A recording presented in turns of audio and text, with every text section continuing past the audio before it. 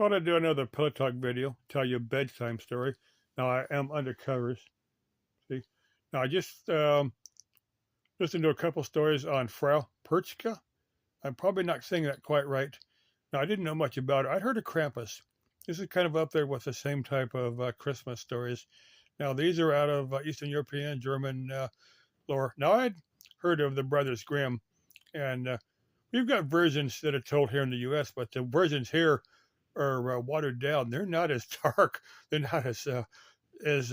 Let's just say the Brothers Grimm told some pretty grim stories. I'm thinking that's probably the origin of the word grim. I think it's from the Brothers Grimm, but I may be wrong on that. But anyway, I may get to Frau Perchka. Well, Frau is a woman in German, but anyway, for Frau Perchka, they call it a Christmas witch.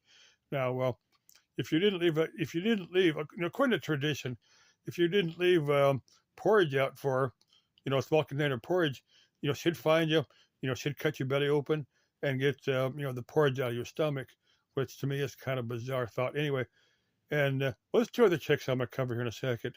But like I said, she's out of some of them Eastern European fables that are some pretty dark, pretty bizarre stories. I mean, to me. But there's people that grow up with these stories, and that's just kind of normal for them, I guess. But anyway, now let me cover La Llorona. Now, because to me, she's not associated with Christmas really, but more of those stories that are told, to get children to behave. Now, La Llorona, they call her the Weeping Woman because people will hear her crying for her children. But anyway, as the story goes, she was a very, very pretty young lady, and but of a very, very poor family. And this rich nobleman had found her, had found her beautiful, and he married her. They had a couple kids, and after a while, he kind of got tired of her, so he found her. He found him a younger, prettier woman. And anyway, when she heard about it, she killed her kids, and then when she realized what she'd done, she killed herself. And depending upon what story that you listen to, she either ended up in the gates of heaven or the gates of hell, but she couldn't get in, not the souls of her two children.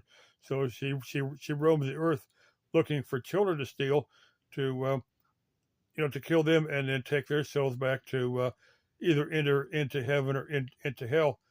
I'm going to cover her again later, kind of thinking that she got kind of a raw deal there. She could have sued her husband for child support and stuff like that. I don't know. I just kind of thought she got a raw deal. I don't think she's thought the whole thing through that well. Let me get to Lilith. Now, if you heard, we all know what a lullaby is. That's what lullaby means. Lilith go away. Now, as this legend goes, before Eve, Adam's first wife was Lilith, but Lilith wouldn't. But anyway, Adam was Lilith wouldn't obey Adam. Depending upon the tradition that you listen to. Anyway, then God made Eve for Adam. But anyway, Lilith would go around, stealing babies, eating babies, stuff like that. Just not a real nice lady.